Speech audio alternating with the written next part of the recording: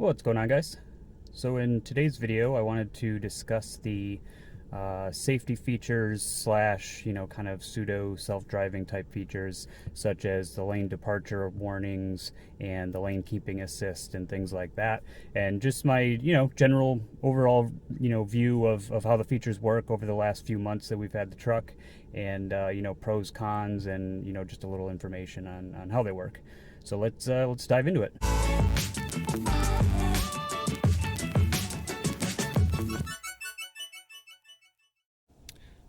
All right, so not to start off on the negative, but one of the issues, that I know I've had, and I think pretty much every other person out there has had. I really don't know of anyone that's gotten this to work properly.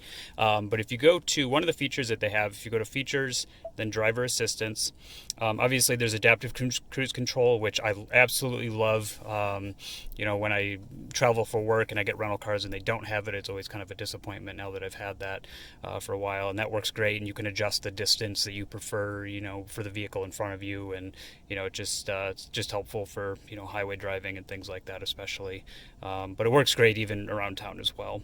But one of the things that I've been having a problem with is this lane keeping system. So it will alert you if you start going off the road, past the yellow line or the white line on the side. I wish it was a little more sensitive, because I feel like sometimes I'm already beyond the line before it actually warns me. They probably did that on purpose just so they don't annoy people, constantly. Because our Subaru definitely has a lot of, safety features that it's always kind of yelling at you for doing certain things. So they probably just did that to be a little more conservative so people weren't annoyed. But if you go to lane keeping mode, you've got these three options here. You've got alert, aid, and then alert plus aid. The alert works just fine, but let's see if I can actually show you guys, what happens.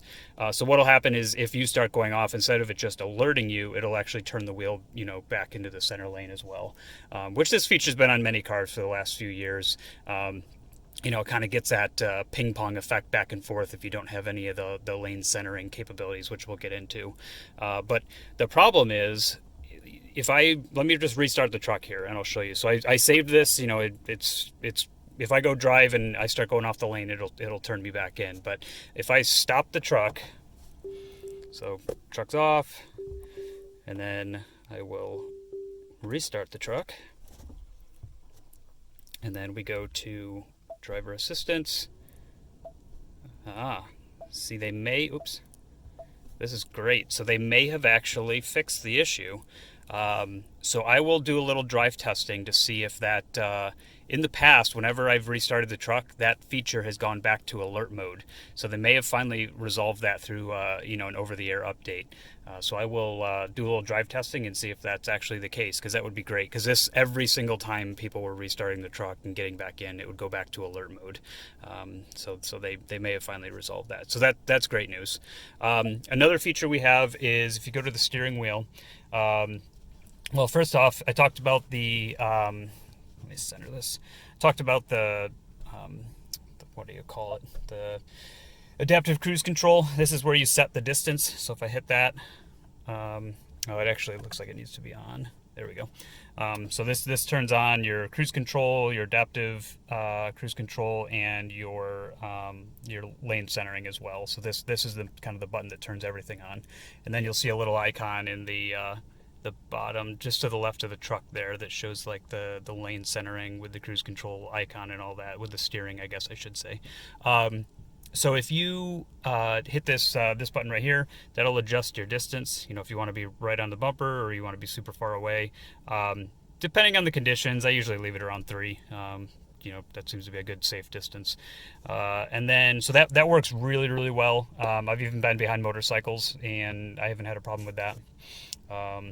And then if we go to, let's see, the other feature that I really like is the lane centering. And the reason I like that is because on our Subaru we have lane centering, but it's like a multi-step process. You have to turn your cruise control on, you have to set the cruise control, then you have to turn the lane centering on.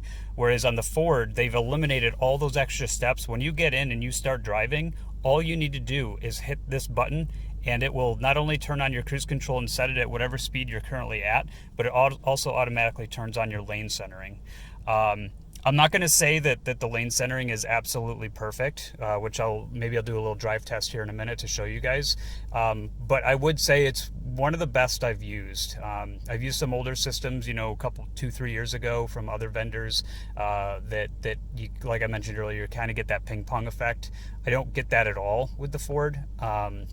It's you know, very comfortable driving. I use it all, you know, basically every day whenever I'm in the truck, and I haven't really had a problem with it. The only issue I guess I would really bring up is sometimes with, well, obviously if there's roads, you know, with construction that don't have any lines marked on them, it's going to struggle to find the, you know, correct part of the road there, so you have to be careful with that. But it'll warn you, it'll say canceled, or you know, that kind of thing.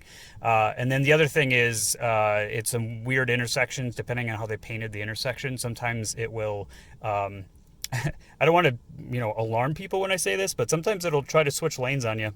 You know, it basically, it's like it's preferring one line over another, and all of a sudden, you know, it'll start turning the wheel through an intersection a little bit. Not bad. It's not like end of the world, but it just reminds you to keep your hand on the steering wheel when you're driving, because if your hand's on the wheel, it's really not a problem at all. It's just, you know, if you're really trying to goof around and have, you know, try to do hands-free, even though this is not a hands-free function, it will definitely try to move you over in the lane in some intersections. So just be careful with that.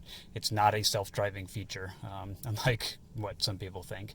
But what I found is I really love the steering wheel, this pocket down here. All I need to do while I'm driving is just keep that, you know, my hand right here, and that's enough to make it so that the truck knows that my hand's on the wheel usually, you know, because you know, as you go around corners and stuff, it'll kind of like, you know, move your hand a little bit, and you're always going to have a little resistance. It's just natural, and that kind of tells the truck that, hey, I'm paying attention, I'm using the steering wheel, you know, that kind of thing. Otherwise it'll yell at you and say, hey, put your hand back on the steering wheel. It'll either give you a yellow warning, a red warning, or it'll you know, start beeping at you saying, hey, I've given up control, you know, it's back on you again. So it's not annoying at all. It's you know, just part of the feature, and I've, you know, really gotten used to it. So let's switch over and do a little drive testing, and I'll kind of show you how the feature works. Okay, so just so you know, in New York State and many others, it is illegal to use your phone in your hand while you're driving. So I've got the camera on a tripod, and hopefully it'll stay still on the center console there while I'm driving, and won't cause any distractions. So let's kind of take off here. A lot of times I go into eco mode, just my kind of preferred mode, which I'm going to do a video just on that as well.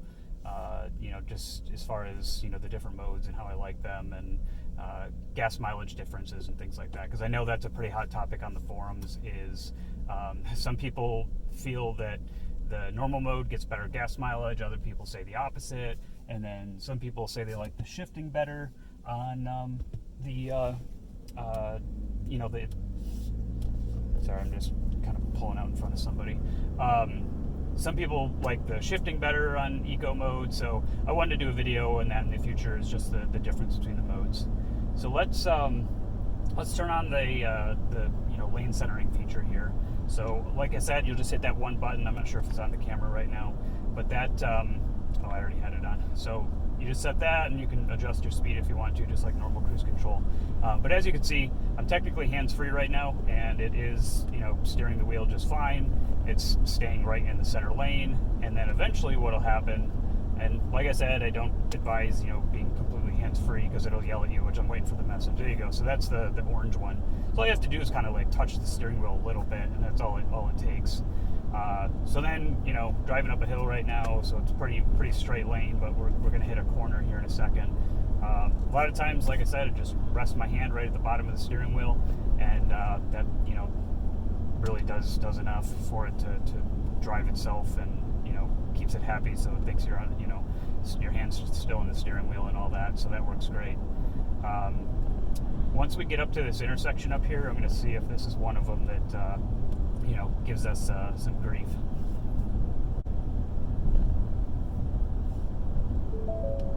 Okay, so that was one of the red messages. So that's like, you know, basically yelling at you a little more severely than the orange one.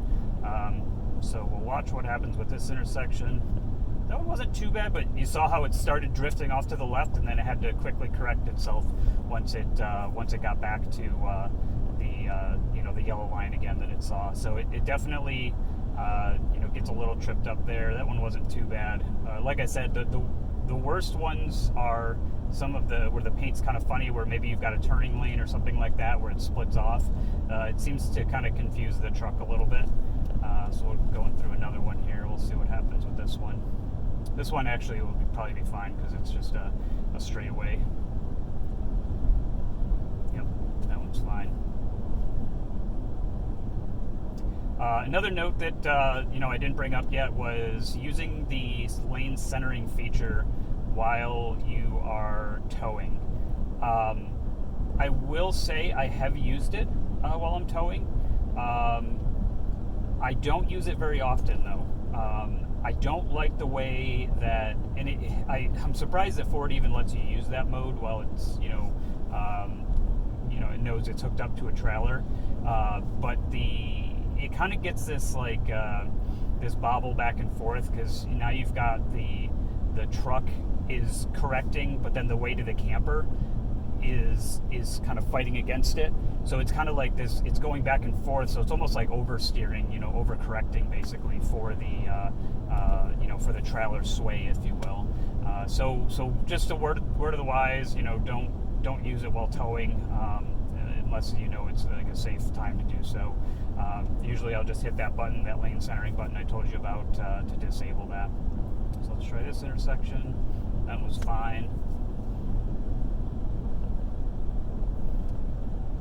Yeah, and I don't think the rest of the intersections on this road are really too bad. So, I just keep an eye on intersections. Just keep your hand on the steering wheel at all times. And honestly, the feature works absolutely fine as long as you just kind of keep a hand on the wheel.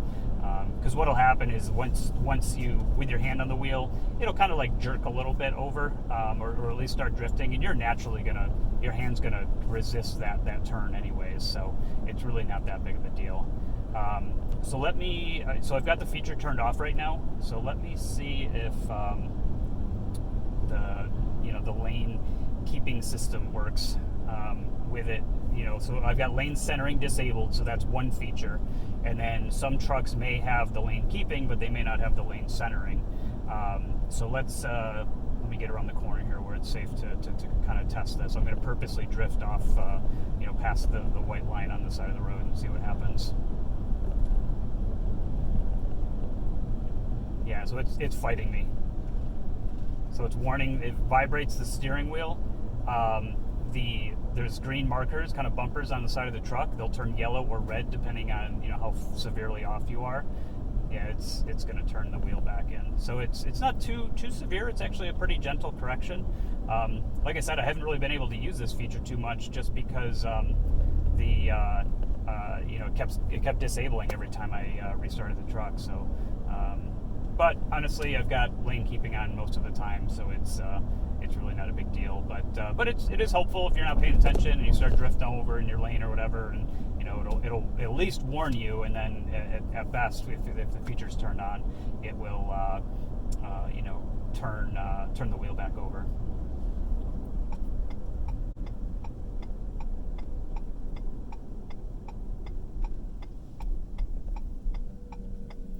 So some of the other features that come with the truck are, some of those rear parking aids. Some models have it, some models don't, depending on how you order your F-150. Those work great. I love when you're backing out of a parking space, and if it watches both ways, and if there's a car coming up the lane, it'll start beeping at you and warning you that, hey, there's a car approaching. I can't count how many car accidents I've seen in parking lots where cars are either backing into each other, or somebody's backing out and then somebody, basically T-bones them as they're going around the corner. So it happens more often than you would think it would, just because apparently parking lots are difficult for people. So other than that, there's also some features with the sensors. If you've got the 360 camera package, where you can have it automatically start warning you with proximity on and even the front. So like sometimes when I'm pulling into like a parking garage or something and it's really tight corners, what'll happen is the truck will start beeping at me, but then it'll also turn on it won't turn on the camera while I'm driving at this speed, but it'll turn on the camera so you can actually see that 360-degree view around you, just for safety. So that I like that feature as well. Actually, funnily enough, it automatically comes on all the time whenever I go through the car wash, just because everything's so close, and you've got, depending on it doesn't even matter if it's touchless or if it's got this cloth wheel things. It's just the proximity sensor goes off, and then it'll start turning the camera on while you're going through the car wash. So yeah, I love all the features, blind spot detection system, all that. Everything really works great. The only downside I have is, like I said, be careful if you use the feature while you're towing, and then with the lane centering, and then the other piece is make sure that you keep your hand on the wheel, at least just resting on it, so that way when you go through an intersection that may be painted funny, it doesn't kind of turn you off into the wrong lane, if you will. So yeah, I hope you guys like that video. If there's anything specifically about some of these features that I missed, because I know it was kind of just covering a lot of different topics at once, feel free to put it in the comment below, and I can do a follow-up video with a little more detail if you guys have specific questions. Other than that, please like the video and subscribe to the channel, and have a good day.